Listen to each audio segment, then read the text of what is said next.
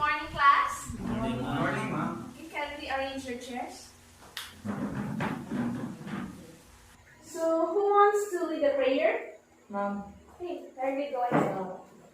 let's ask for in the name of the Father, the Son, and the Holy Spirit. Amen. Our Father, who art in heaven, your kingdom come, your will be done, on earth as it is in heaven. Give us this day our daily bread, and forgive us our sins, as we forgive those who sin against us. Do not bring us to the test, but deliver us from evil. Amen. And the Father, Son, and Holy Spirit. Amen. Have a sit down. First, I'll just check your attendance. Rama Janeline, Present, ma'am. Rama Giselle, Present, ma'am. Swalto Fedi, Present, ma'am. Sasalan Ben. Present, ma'am. Very good. Okay, so what was our topic last meeting again? Ma'am, Okay. tackle is all about personal development. Okay, very good. So last meeting we tackled about the personal development, and as for now, I'm gonna show you different pictures, and then I want you to have your thoughts on the pictures. Okay, so let's start. What have you observed? Any observations or thoughts or opinions regarding the picture? Pwede saya, ma'am. Yes, of course. Salamat kayo, ma'am. Lain-lain o guan nationality, tapos nagkaliusa. Okay, very good. So you have your thoughts. So as you can see, lain sila og nationality. They're black, they're white, they're browns. Okay, so muna siya, i-portray sa first the picture. So the next part. Okay, so what have you observed or what are your thoughts on the second picture? It talks about LGBTQ, LGBTQ, or the equality. Different gender, ma'am, that kuan kini having a equality, ma'am, giving a kuan. Very good. So muna siya, so naman na idea kung saan na siya. So we're gonna have the next one. Okay. What about this picture? So, sa picture mga akong Oh, it's okay. sa culture nila. Yes, very good. So, next pictures. What do you think the pictures portray? Different religion. Very good. So, next in the picture talks about or shows about the different religions. So, the first one talks about the nationalities or the race. Then the second picture talks about gender equality. Then the third picture, Culture, different Culture. culture or different cultures. And the last pictures, different religions. very good. Upon seeing those pictures, what do you think is our topic for today? For all, ma'am. Yes. Basa ko. Our topic for today is diversity. So what do you think is diversity? Are you familiar with the word diversity? No, ma'am. No? Okay, so as for now, I'm gonna discuss what diversity is. Okay, values education or diversity. So we're gonna talk about diversity in values education. Okay, different race. So muna yung picture din natin ipakita na, so muna yung portray. The picture shows different race, and the next picture is gender. The next picture, cultural practices. So cultural practices. And the last one is religion. Ang diversity simply is the differences of people or in a group. So as you can show in the picture, nasa lain-laing religion, lain-laing race, lain-laing cultural beliefs and religious beliefs. So muna siya diversity. Ang pagka-gilain-lain sa tao o ang gilain-lain sa isa ka group. So what is diversity? Kindly read. Anyone? Any volunteers? Okay, Rama. Diversity means more than just acknowledging or tolerating difference. The concept of diversity encompasses acceptance and respect. It means understanding that each individual is unique and recognizing our individual's differences. This can be along the dimensions of race, ethnicity, gender, sexual orientation, socioeconomic status, age, physical abilities, religious beliefs, political beliefs, or other ideologies. It is about understanding each other and moving beyond simple tolerance to embracing and celebrating the rich dimensions of diversity contained within each individual. Thank you so much. Diversity is more than just acknowledging or tolerating difference. So, it could be race. So, mo to ganyan so ang pictures. So, katong gi-show mga pictures ninyo, mo to siya pinaka-crucial na examples of diversity wherein we experience like closeness of minds of the people from those differences. So it could be race, ethnicity, gender, sexual orientation, socioeconomic status could be also because as we all know, di ba, na social economic status, if dili mag-coincide, mas datong ang kusa or mas pobre ang kusa, discrimination could happen. So physical abilities, we all know that each and one of us is not the same with physical abilities, diba? So, some can run so fast, some cannot, some can sing. We have different talents, as well as religious and political beliefs. What do you think is the negative impact of diversity? As for your personal experiences, I know that it's a perfect day. So, if we can see a person that's different from us, we can judge. As a person, we can judge. We may not like it, or we may discriminate it, we may have thoughts on it. Okay, very good. Malibak. That's one. Another one. Insecure ka ma'am kay siya na nga talent, then ikaw wala. Okay, very good. So, insecurity also. That could happen, diba? If our minds are closed. Okay. So, when you cannot accept diversity, then this could happen. And we read. Yes. Miscommunication, creation of barriers, dysfunctional adoption behavior. Yes. We close our minds in the differences of people, so this could happen. Miscommunication, creation of barriers, dysfunctional adaptation behaviors. So in terms of other topics of diversity, where do you think miscommunication happens? Like, nila sila sinutian, tapos hindi nila sila nalay. One, in the race or nationality. So miscommunication happens when we tend to close our senses on differences of people. So, na siya mahitabo when it comes to race or nationality. First, language barrier, di ba? Makita ka dito, foreigner. Okay ka? Maopita, yes, maopita, pero mag-listen po ta. Siyempre, di ko pariha dyan. In the first place, di ka maka-express ilang language. It could happen. Ma-approach sila ni mo. Magagata sila kubangan. Okay, so, when miscommunication happens, there's creation of barriers. We tend to make a wall. Hulikay na lang ka sa tao. It could also happen in gender. Some people, they criticize gender or gender preference of other people. Diba? So, because of that, dysfunctional adaptation behaviors happen. Bawas na itong mga batasan magmuhatag na taog negative impact sa mga tao nga dili ka pareha nato because of diversity, di ba? Nailain ta or sa kalahian nila sa atuan di ta makauyon. It could happen in political beliefs, religious beliefs, di ba? Some religious political lang din. It's because of beliefs. We have different beliefs. Dili ta makayon na kanyang belief pud niya. Lahi-lahi jud ta ana apart. And if dili ta makasabot ana, our minds are closed in that matter. So negative attitude happens.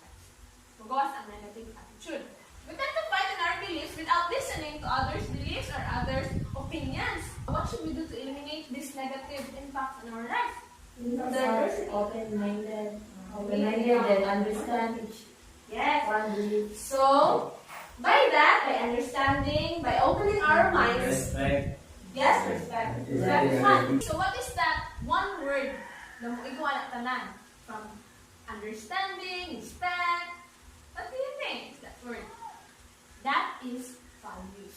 Values comes with respect. Values comes with opening our minds. Values comes with adapting, understanding, and everything.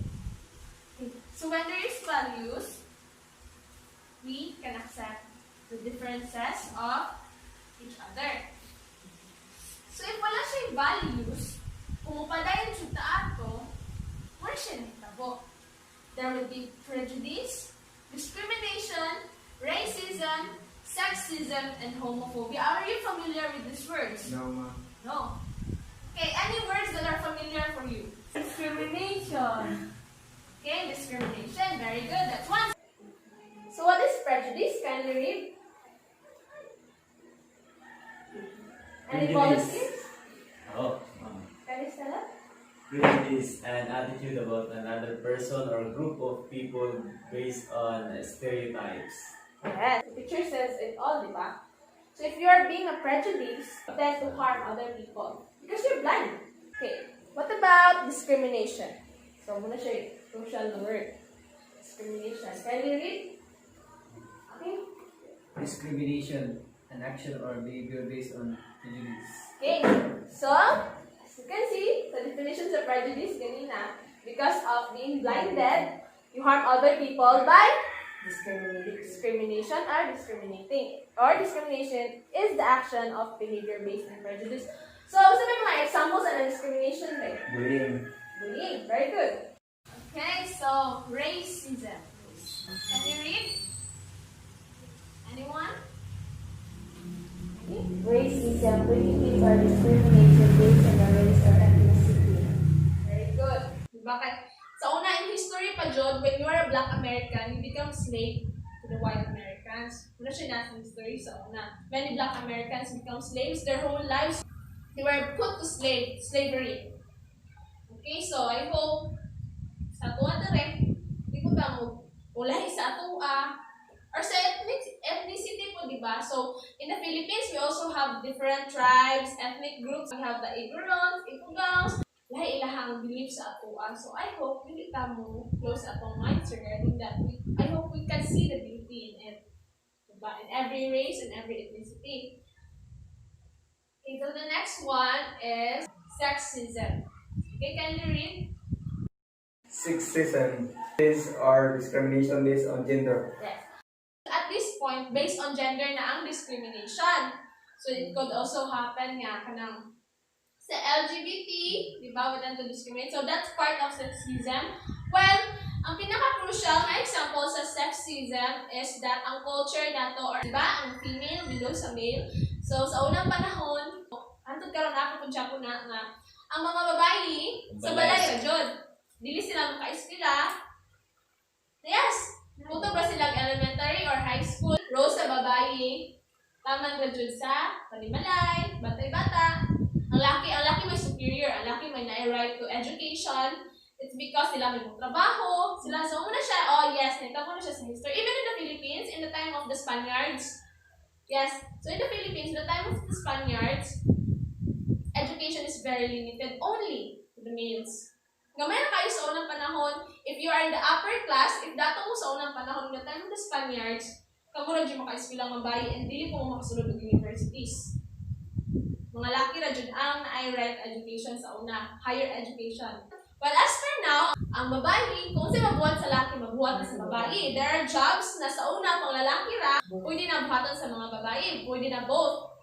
Like, nanay babae nga welder, nanay po yung lalaki nga makeup artist, di ba? Pero pure sila, they're straight. Nasabtan ang sexism. So the next one is homophobia. Can you read? Okay. Homophobia, fear of homosexual people or homosexuality. Okay, so homophobia. So are you familiar with phobias? Di ba? May matang phobia. Fear na siya, di ba?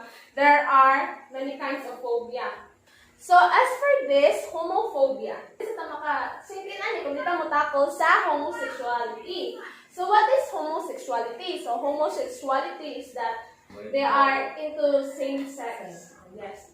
That is homosexuality. Instead of having the normal sex orientation, which is male to female, we tend to have male to male, female to female. So that is homosexuality. And then as for homophobia, or there is a fear of homosexuality.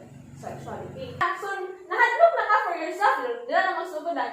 Depression, nalibog na ka kung sa mong sexual orientation, and it's because dili ka makaladlad or you tend to control yourself kasi it's not who you are, Jod, na magpakalaki ka, chugalaki, paminan mo chugalaki because you're afraid of being a homosexual person. Or also put, not for yourself, kung makita ka mga tao mga homosexual, you tend to distance yourself. Mahadlok na ka. You do not know what's the reason because you are homophobic. Okay, so when that happens, of course, you distance yourself, all of those, makasakit ka sa tao, muna siya mahitabo, muna siya negative impact of diversity. No man is an island. So dapat, we tend to embrace every differences to have a healthy and happy living in this world. So, sa itong buhaton, kung saan ito i-apply, para mawala ni tanan, ma-eliminate ni tanan ng mga Values. Yes. So, we need to apply values. Very good.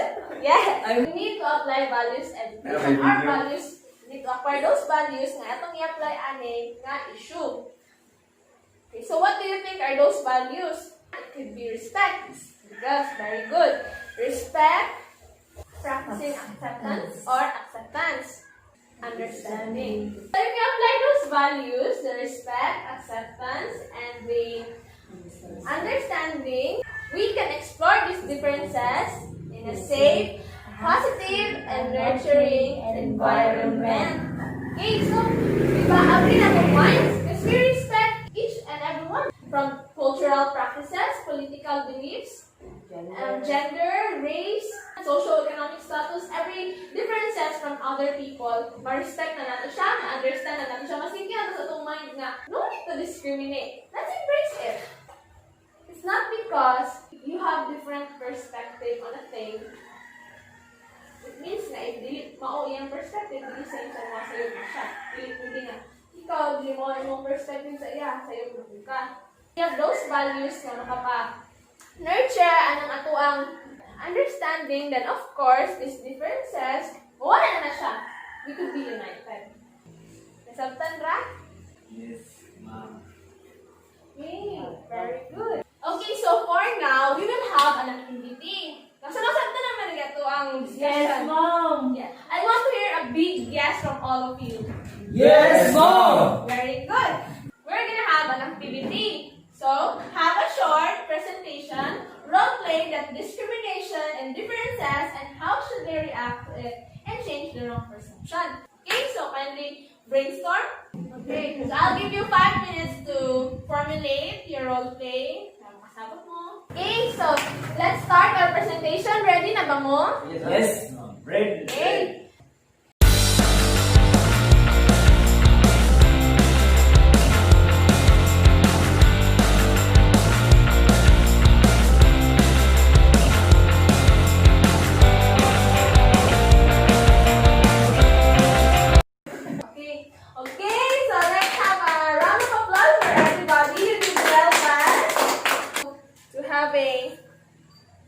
Short recap sa ato na ikaw na itong discussion kung saktan ba ninyo. What is diversity again? Differences. Yes, very good. Diversity is the differences. How should we react in everyone's differences? Apply the values and embrace the Differences. differences. Okay, so apply the values and embrace those differences. What is sexism? Sexism. Is a prejudice or Discrimination discrimination based based on on the gender. gender. And homophobia? Is a fear of Fear of homosexuality people or or homosexuality. homosexuality. Okay, so it's the fear of homosexuality. So, I think we did well. You understand our topic, our lesson for today. Am I right? Yes, ma'am. Very good. That's the spirit. I'm gonna give you a short quiz. Is that okay with you? Yes, ma'am. Okay lang. Yes, ma'am. Very good.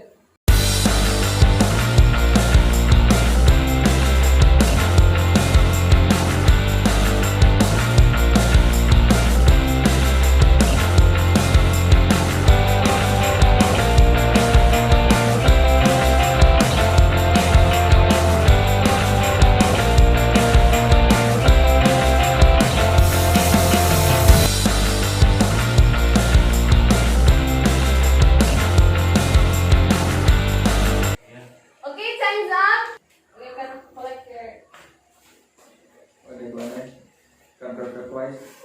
Exchange. Very good. So, I'm gonna check this first and I'm gonna return this tomorrow after checking. Before you go, I will give you an assignment. You should search for news, articles, or short videos in the internet or books you have that shows diversity. Spot the values that they had acquired. Have your thoughts on how effective are the values they had used to build unity and diversity. Okay, so have you understood your assignment? Any violent reactions, opinions? No, ma'am. Okay, very good. So class dismissed. Goodbye and thank you, Miss Ramirez. See you tomorrow.